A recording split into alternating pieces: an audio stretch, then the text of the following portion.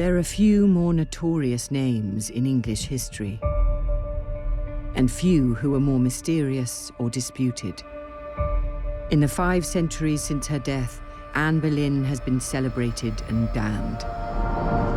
Her every action has been interpreted and reinterpreted. Was she a martyr, a schemer, or a victim? Homewrecker, trollop, you would not believe the things that they love to call Anne Boleyn. For many hundred years later, she was this devil woman who bewitched Henry and made him deviate from the true religion. We have to take some of that reputation with a bit of a pinch of salt. Her sister Mary is more elusive still. Where remembered by history at all, she is often dismissed as a fool, a slut, a disappointment. I think her reputation as an infamous whore has been overstated. She wasn't at all. Many girls had much more affairs than she did. How much choice she had in becoming the mistress is not clear. The reality of both women, human and flawed as they were, has frequently been lost. There's something about both Anne and Mary that really resonates with people. We're still talking about them now, some 500 years later. The sisters had a very complex relationship. It was neither hostile nor was it loving. It was a mixture of the two. They lived in the court of a dangerous and powerful man, where there were unparalleled opportunities to rise, but where a single misstep could cost them their reputation, their family's fortune, and even their lives. This is a story of ambition and power, of desire and obsession, of a man who could take whatever he wanted, and 2 sisters who faced the consequences.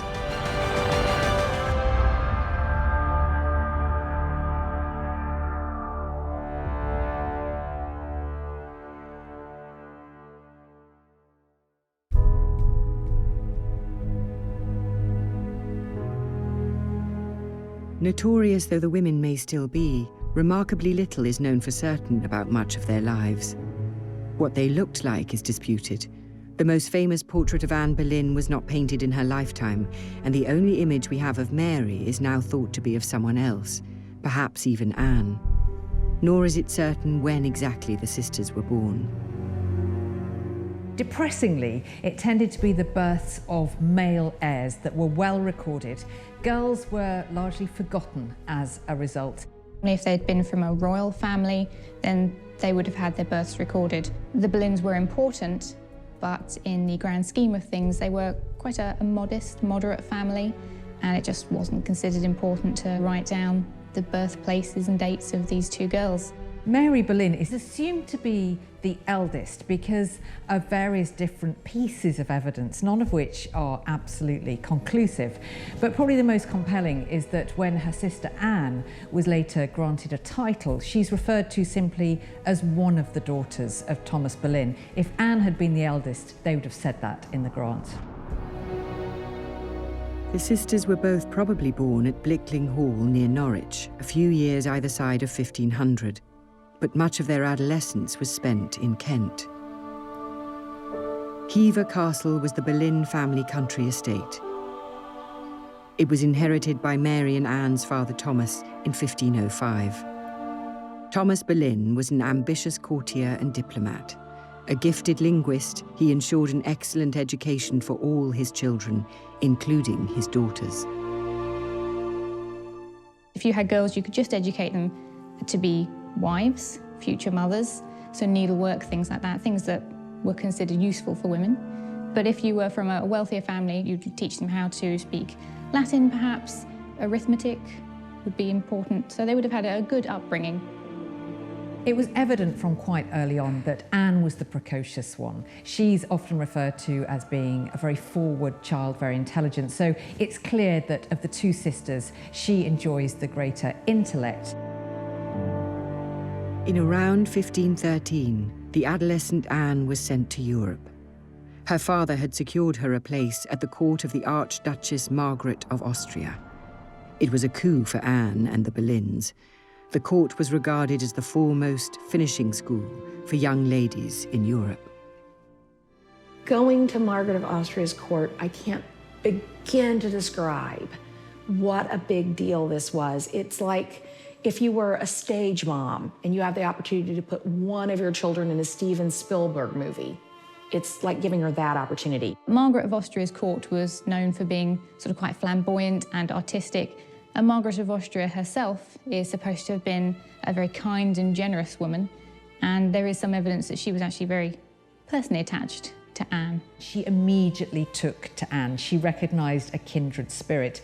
And what better education for the young Anne Boleyn than to be raised in one of the most cultured and civilised courts in the world? Poor old Mary Boleyn was left behind doing her embroidery and seen pretty much as second best.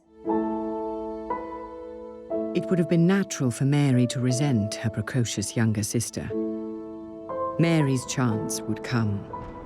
In 1514, both Mary and Anne were chosen to serve as ladies-in-waiting to Henry VIII's younger sister, who was set to marry the King of France.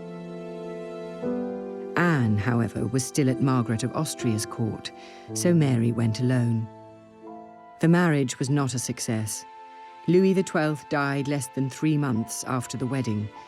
The crown passed to Louis's cousin, Francois. Soon afterwards, Anne joined her sister at the new French court.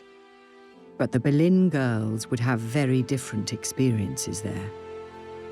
At this point, you really start to see Anne and Mary's lives diverge.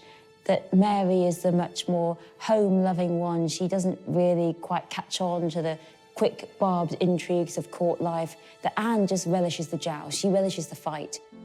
Claude of France let all the other ladies go back, but she offered to let Anne stay in court with her. This is a French queen, very cultured, very educated, very well-respected, but she wanted Anne. Anne's life became very much based in France. For a good number of years, she kept those French affectations for the rest of her life. Anne remained exposed to this highly artistic, cultivated Renaissance court. And she was certainly exposed to some very powerful women, the Queen Mother of France, Louise of Savoy, for one, and would have been able to see how women of influence and power were able to operate for themselves. And I think that time was incredibly formative in terms of the woman that she would become. Anne would remain in France for 7 years. Mary had a less successful time at the French court. The new king was a notorious womanizer. It seems Mary was among his conquests, and word got out. Mary soon caught the attention of Francois, who was very, very similar to Henry VIII, really. His mirror image in France. Loved ladies, loved the finer things in life. And of course, Mary Boleyn was a famed beauty, so she soon caught his attention. Mary disappeared from recorded history for the next 5 years. She was not at the French or English court. Some have speculated that she was sent away to a noble house in France. There, out of sight, her reputation could mend, and Mary could be schooled in the conduct expected of her. All we know for certain is that on the 4th of February 1520, Mary was in England, for that was the day she got married. King Henry VIII attended their wedding. Perhaps that was where Mary caught his eye, for soon afterwards, he began an affair with her. Mary's affair with Henry VIII is fascinating because there is strong evidence to suggest that, in fact, she wasn't entirely complicit in this, and that Henry manoeuvred her into such a position that actually she was obliged to become his mistress. He usually waited until a woman was married to seduce her, and any children that she had would have been claimed as the husband's. That was just the way things were done then. There are lots of contradictions at the court of Henry VIII when it comes to love affairs. So, on the one hand, everything is governed by a very strict moral and chivalric code. It's all very romantic, but then beneath that, of course, it's a court full of ambitious young men, beautiful ladies. There are liaisons going on all over the place. And so the reality is a good deal less moral than Henry would like to project in public. A woman at court is in a very difficult position, particularly when the king importunes you. What are you going to do? Say no? He might banish you, he might banish your husband. He has all the power, and you don't have any at all. In 1522, relations between England and France soured.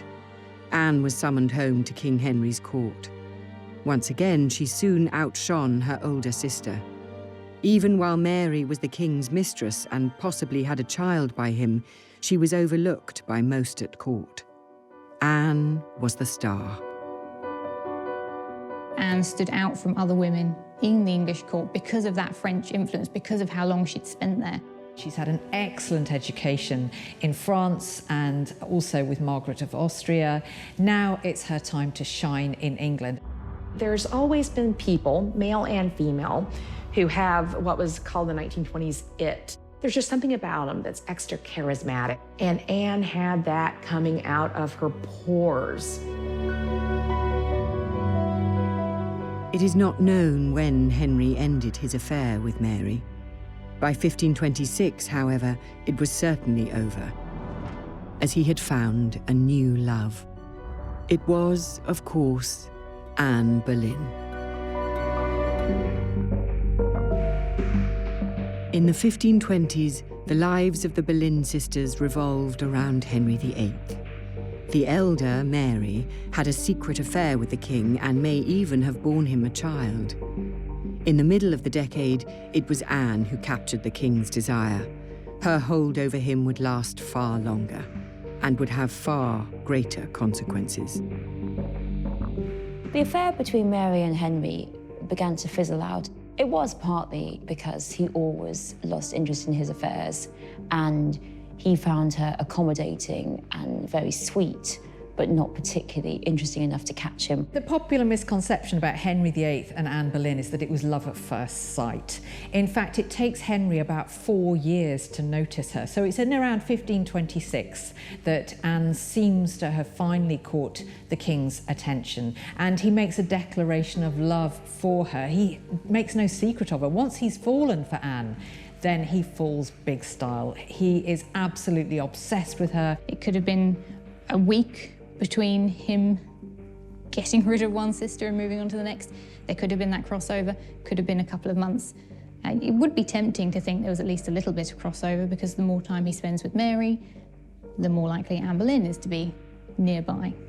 Henry courted Anne in style. He showered her with gifts, he wrote these effusive love letters, he visited her, he really besieged her, tried to make her his mistress. But of course, Anne famously refused. Anne kept the king at arm's length. She retreated to the family estate of Hever Castle, where she remained for 2 years. Her absence from court has been debated by historians for decades. Was it a scheme to heighten the king's desire, or was it a genuine attempt to end his obsession? She packed up her stuff, she headed back to Hever, she stayed with her mom. That's not playing hard to get, that is hard to get. The last thing that's going to happen is a courtier from the 1500s being able to tell Henry VIII, back off. I think, unlike her sister, Anne never allowed her heart to rule her head. She kept a certain degree of shrewd political acumen, but she had seen her sister set aside, and she believed, I think, that she had a purpose and a destiny. And I think ultimately Henry, being the alpha male of England, found that incredibly alluring and only incited him to pursue her more. By 1527, King Henry's wife, Catherine of Aragon, could no longer bear children. Their 18-year marriage had produced just one surviving child, their daughter, Princess Mary. Henry was desperate for a son to continue the Tudor line. He became convinced that God himself was denying him. Catherine, after all, had once been married to his late brother. She insisted her first marriage was never consummated, but Henry would not be deterred. Catherine won't have her marriage declared illegitimate, and so she was living in sin. That would also make her daughter a bastard and remove her from the line of succession. And there is this battle of wills. We should be in no doubt that if Catherine had had a living son, none of this would have happened. Actually, they had a happy marriage for 20 years. Instead of doing what he really should have done, finding another foreign princess to create a union with, instead, he let Anne gain this utter ascendancy over his heart, and he was determined to get her.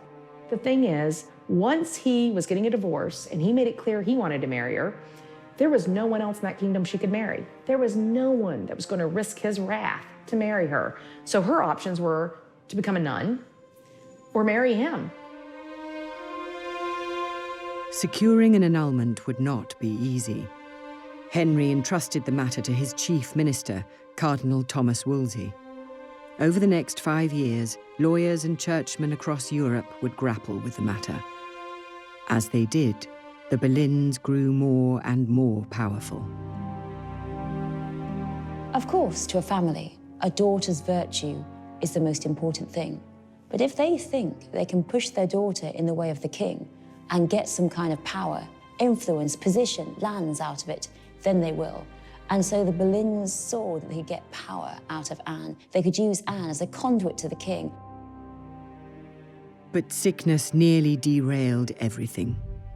In the summer of 1528, there was an outbreak of the deadly sweating sickness. Anne herself fell ill with the disease, which could kill in hours. Much to the king's relief, she survived. The Boleyn family were not left unscathed. On the 22nd of June, the disease took Mary's husband, William Carey.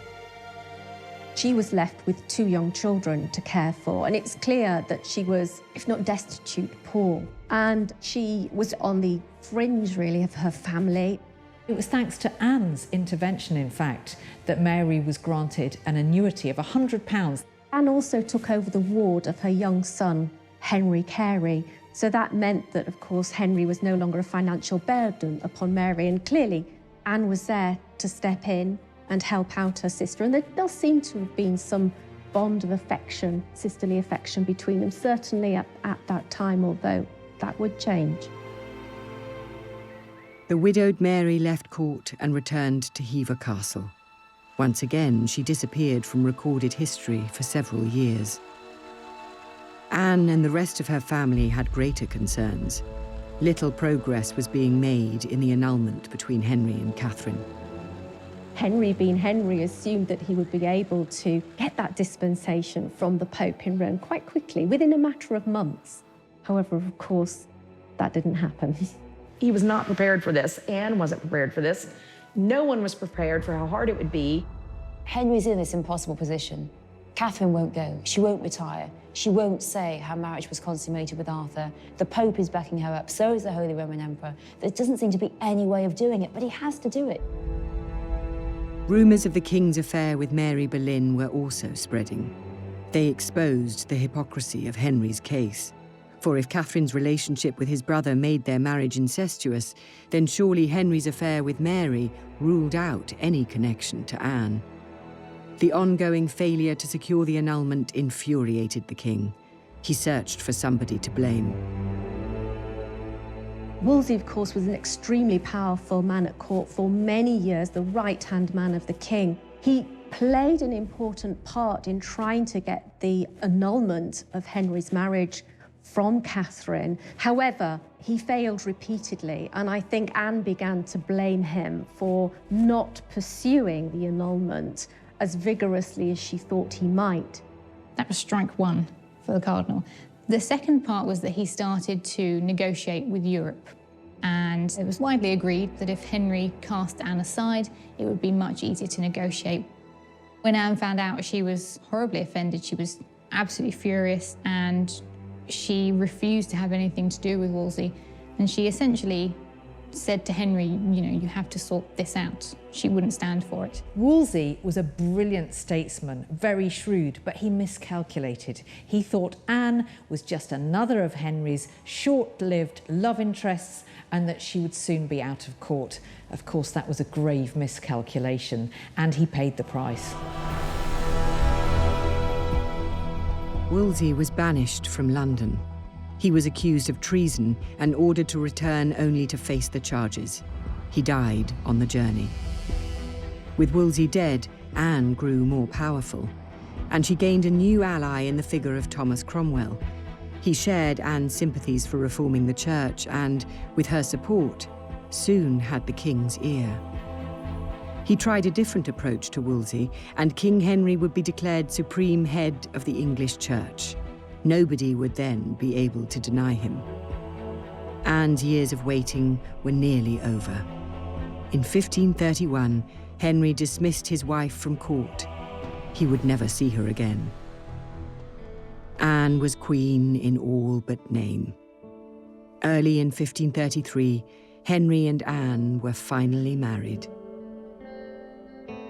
Henry and Anne's wedding was so secret that we can't be absolutely sure when it took place. It was probably the 25th of January 1533 at Whitehall. At the time, the king was still married to Catherine of Aragon, so technically he was a bigamist at this point. There would have been only a handful of witnesses. It would have been a very low-key affair.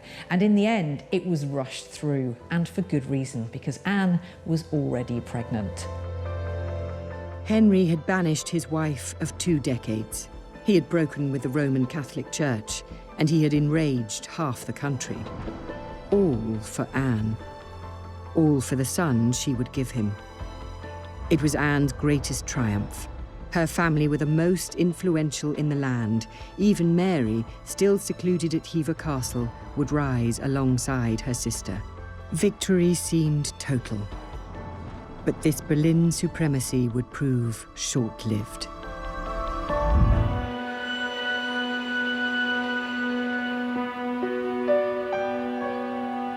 In 1533, the long years of waiting were over. Parliament passed laws to strip the Catholic Church of its authority in England. Henry VIII's chief minister, Thomas Cromwell, finally forced through the annulment of the king's first marriage. And Anne and Henry were finally wed. All was set. That June, the pregnant Anne Boleyn was at last crowned Queen of England. Anne Boleyn's coronation was an extraordinarily lavish affair, the like of which had never been seen in England. Henry went to great expense. There were pageants and celebrations across the capital. There was a procession of barges down the river. The celebrations went on for 4 days. Thousands of people turned out to watch the spectacle. There was feasting. She was carried in a litter through streets and people were performing plays. So it was 4 days of festivities, all for her. So it must have felt like she was the second most important person in the world. She'd done what no other woman had ever done before. She grabbed the king for herself. And most of all, she was really the true wife of the king. He was in love with her. It wasn't an arranged marriage that he'd done for dynastic purposes. He was utterly in love with her. And so she was now the queen. The public despised Anne Boleyn. She had very few supporters. They saw her as usurping the rightful queen, Catherine of Aragon, who was greatly beloved of the people. Anne's widowed sister Mary returned to court. She was appointed as one of the new Queen's ladies-in-waiting, but again, her time at a royal court proved an unhappy one. As she wrote later in a letter, "I saw that all the world did set so little by me." She bore the brunt of her sister's unpopularity and was keenly aware of it. All were convinced that the new Queen would grant Henry what he desired most. In September 1533, Anne went into labour and gave birth to a baby girl. The birth of Elizabeth was a catastrophe. Yes, she was healthy. Yes, she was strong. But she was a girl. He'd been convinced it was a boy, and to him, it was an omen. It made a mockery of everything he had gone through to marry Anne and to set aside his first wife, because the only reason that Anne would have been accepted by the population of England would have been if she'd given birth to a prince, an heir. The minute that that baby was declared a female, that was the beginning of the end. The birth of another unwanted girl only deepened the growing unhappiness in Anne and Henry's marriage. Their long courtship had perhaps set impossible expectations on both sides. Henry blamed Anne for the failure to provide him a son, and Anne struggled with the change from mistress to wife. Anne was an incredibly intelligent woman, much cleverer than the king, and so she wanted to help him rule. But what she found was that Henry expected certain things of a queen. She wasn't cut out to be the wife of the king. Now, Henry was used to a wife who was compliant, she knew her duties, to be very much in the background. That wasn't Anne's style at all. She wasn't prepared to turn a blind eye to his indiscretions, and when she knew that he was starting to pay attention to other ladies, she was furious and she upbraided him in front of his courtiers, which he hated. A woman who was very religious, who had refused to become the king's mistress no matter what. That's when you get all the stories of Anne's bad temper. Well, how she didn't just start stabbing Henry, I don't know. Despite their quarrels, Anne soon fell pregnant again. In 1534, she had almost reached full term when she had a miscarriage. She lost the baby. It was a boy. Her second pregnancy, she flaunted it, of course. She was very confident. She famously talked about her cravings and really showed off the fact that she was expecting again. Anne lost that child very late into that pregnancy, possibly into about the 7th or 8th month, which would have been an extremely traumatic event for her. Henry seems to have been absolutely beside himself. That was clearly a very emotionally destructive event for the two of them. Anne fell pregnant again quite quickly, but we start to see the same pattern as we see with Catherine of Aragon.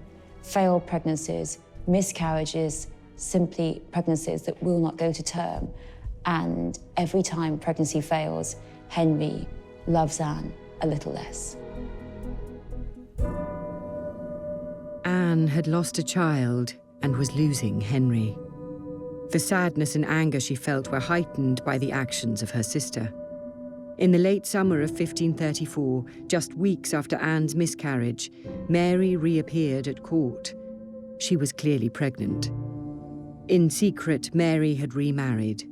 Her new husband was a man named William Stafford, a man with no title or fortune to speak of.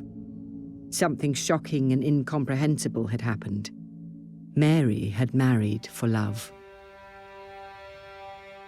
Women have no right to marry for love. They marry for security, they marry for money, they marry for their family's prospects. That's what they're there for. In those days, you certainly had to ask your father for permission. And when your sister is the Queen of England, you certainly have to ask her. And Mary didn't do either of these things, probably because she knew that she would be turned down. The person she chose, just a lowly soldier. He had no social standing. He certainly wasn't good enough for a sister of the Queen. It's at precisely this moment when Anne is really struggling to give Henry a son, or indeed just another living child, that her sister Mary arrives at court. She's newly married and she's pregnant. One can't help but suspect she's showing off, really. Anne and the rest of the family were furious with Mary. She was banished from court. There would be no allowance to support her this time. The two sisters would never meet again. Mary was very shocked at the severity of her sister's reaction and indeed the king's reaction. And she was probably quite hurt and a little bit panic-stricken because I think she just accepted it as a given that as the new queen's sister, her place at court was assured. In a letter to Cromwell, Mary wrote, "Good Master Secretary, sue for us to the King's Highness, and beseech His Highness, whichever was wont to take pity, to have pity on us." Why did she write to Cromwell? Well, he is the most powerful man in England next to the king. He's the new chief minister, really, of Henry VIII. And it's thanks to Cromwell, I think, that Anne Boleyn is on the throne. He, in the end, had arranged that annulment, had put Anne on the throne. So, of course, Mary is pleading to Cromwell to help her, but I'm afraid her pleas fall on deaf ears. By now, the wily Cromwell was no friend to Anne. He may have helped her become queen, but the pair clashed repeatedly. After England's break with Rome, a wealthy prize was up for grabs, the lands and property of the monastic orders. But Anne and Cromwell disagreed on how to spend the money. Thomas Cromwell sent his hit squads all over England looking at how much money the monasteries had. And Anne felt that the money of the monasteries, if it was taken from them, should be used for good works and creating educational opportunities given to charity. Cromwell felt very clearly they should be given to the royal coffers to give Henry a boost. She didn't want the dissolution of the monasteries. She thought that, and that may actually be what killed her. Anne had her preacher preach a sermon, which drew parallels between how Cromwell was dealing with the dissolution of the monasteries and pocketing some of the money, perhaps not for himself, perhaps not into worthy causes. And I think Cromwell found this sermon very threatening and began to think, this is you or me, and it was a matter of survival. Anne was standing between Thomas Cromwell and money. That turned out to be not a good place to stand. Anne made a great mistake in making this powerful enemy in Thomas Cromwell, because if he wanted to bring her down, he could.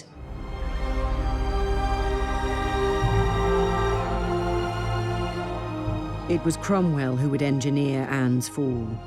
When it came, it was sudden and dramatic. Within weeks of celebrating the death of Catherine of Aragon in early 1536, Anne had yet another miscarriage. It was her last chance. Just months later, Anne was arrested on charges of treason. On the 2nd of May, 1536, she was taken to the Tower of London. Anne Boleyn's fall was as sudden as it was brutal.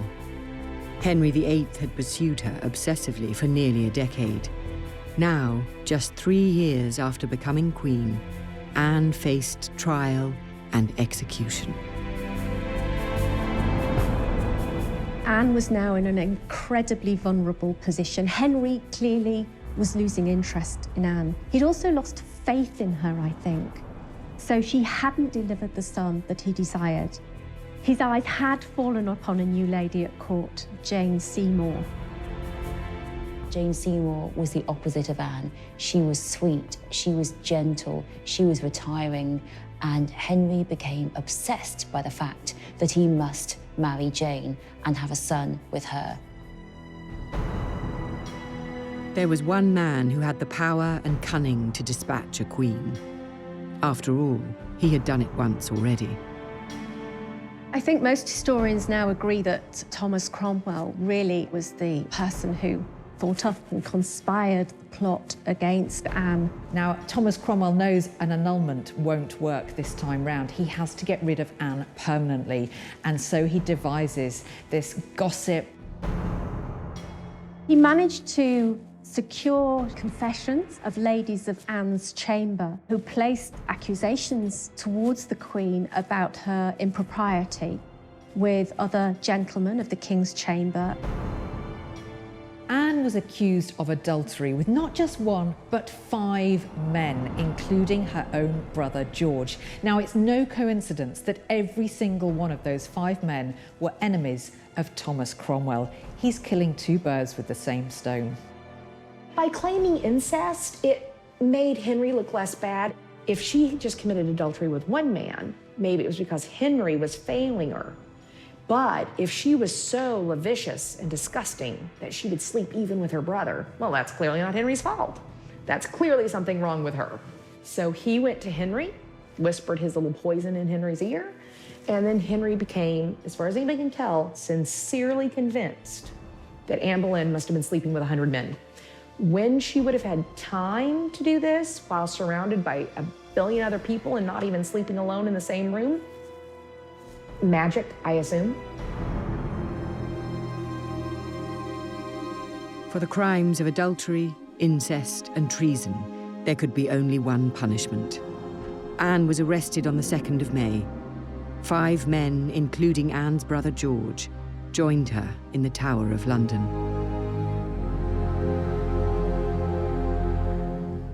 When she arrived at the Tower, she knew she was never going back. It was not going to be a fair trial. In those first few days, she seems to have undergone some kind of breakdown. She was distraught. There was a lot of incoherent ramblings as she mused on what must have been brought against her. Cromwell, of course, made good use of that. During Anne's imprisonment in the Tower, she'd become almost hysterical at one point, famously putting her hands around her neck and saying, you know, I have a little neck, the execution won't take long. But towards the very end, her bravery shone through. The first trials were held on the 12th of May. 3 courtiers and a musician were accused of adultery with the Queen. All 4 were found guilty and condemned to death. 3 days later, Anne and her brother were put on trial. The indictment accused Anne of despising her marriage and entertaining malice against the king, and following daily her frail and carnal lust. Anne was faced with a jury of peers, presided over by her uncle, the Duke of Norfolk. But by now, she was beyond the help of her family. In a Tudor court, once somebody had been accused of a crime, then they were assumed to be guilty of that crime, unless they could prove themselves innocent. Gotta remember, the only man to confess sleeping with Anne was the only man low-born enough to have been legally tortured. There's no proof he was tortured, but he's still the only guy that confessed. Men that could not legally be tortured, every single one of them went to their grave saying they were innocent. It was a ragbag of gossip and tittle-tattle woven together, which fabricated the case against her. It was not going to be a fair trial. It was a done deal. She was going to be found guilty of adultery with all these men, and so as a consequence, they and she were going to be publicly executed. On the 19th of May, 1536, Anne Boleyn was executed. Henry gave her one act of mercy, which was that rather than an axe, he called for a French swordsman to come over, especially from France, and cut off her head in one little chop.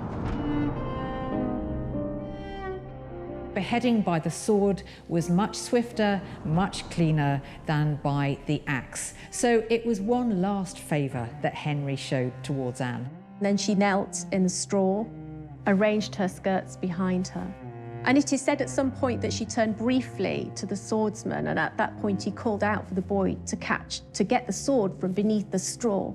And as she looked round in the direction of that voice, the swordsman struck with one clean stroke, and her neck was taken from her body.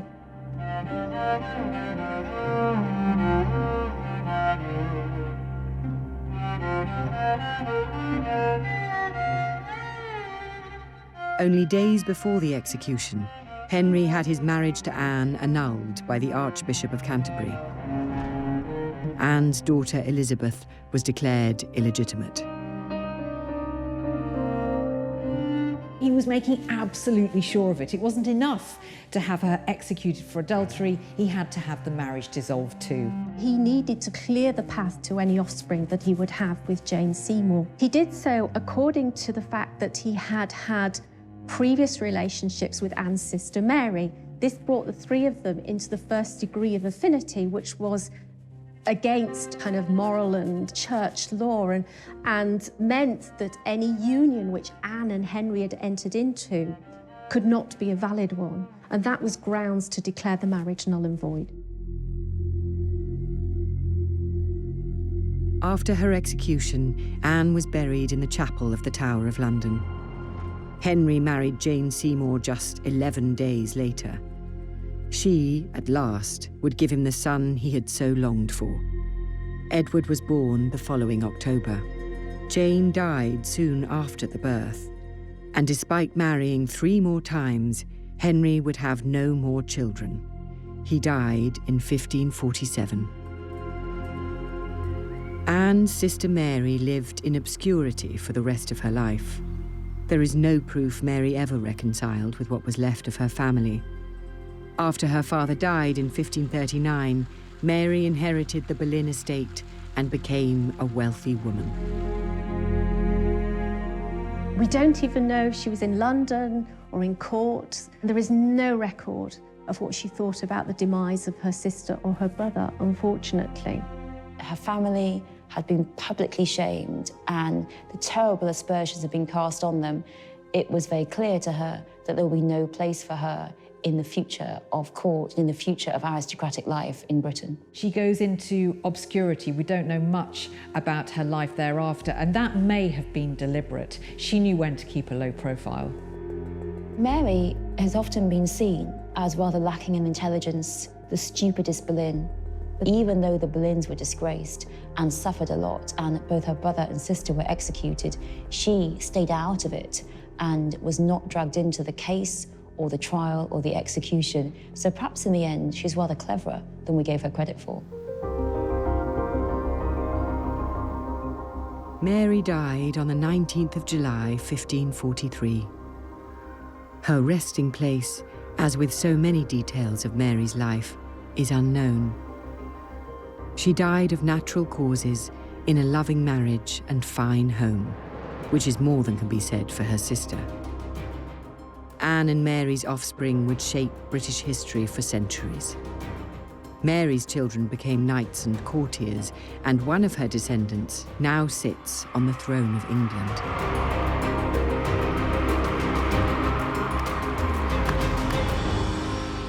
Anne's daughter Elizabeth was restored to the succession. She went on to become one of the greatest monarchs in British history. In their own times, few valued the Boleyn sisters beyond their potential to catch a powerful man's eye, to give him pleasure, or grant him a son. I think the legacy of both of them is the fact we're still talking about them now, some 500 years later. Anne Boleyn was a force of nature. She was a woman ahead of her time in so many ways. And she was such a pivotal, an important part of the Reformation that she really changed the landscape. Mary, by contrast, was far more conventional. She was a well-to-do lady who became a royal mistress and then led a comfortable life thereafter.